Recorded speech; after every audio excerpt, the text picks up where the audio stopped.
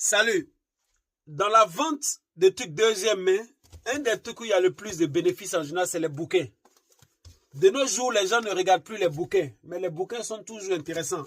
Ici, je vais te montrer souvent comment détecter des bouquins où il y a potentiellement de la valeur. Ok?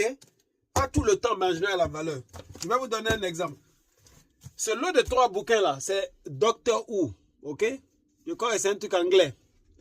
Mais si vous regardez bien ces bouquins là, regardez ici, c'est mis Adventure. Adventure. Adventure. Ok? Si tu regardes bien, c'est écrit The New Adventure. Donc ça nous donne une indication que ça c'est une série. Ok?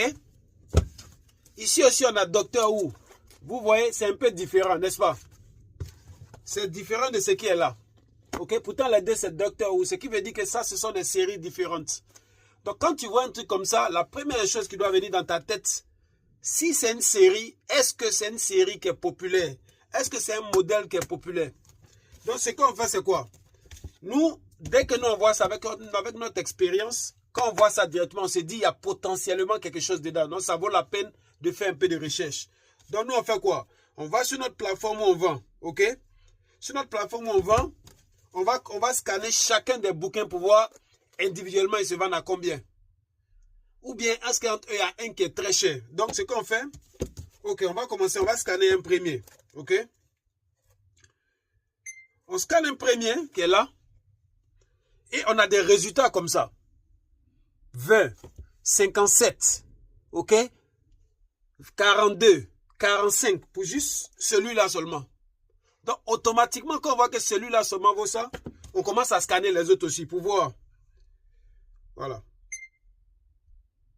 Voilà. Lui là, lui qui est là, je vois des prix qui vont, je vois 17, je vois 10, ok? Je vois 8, ce qui veut dire que lui là, il n'est pas aussi élevé que ça. Mais comme c'est une série, je les mets ensemble. Je vais sur le troisième de la même série. Je scanne. Je regarde, est-ce que lui, il a des bonnes valeurs? Je vois 25, 24, etc. Automatiquement, ce qui veut dire que si moi je vais vendre, je ne vais pas les vendre individuellement. Je vais les vendre en visant un collecteur. Donc, je vais mettre les 3 ensemble. Et je vais regarder sur le marché, chacun se va à combien.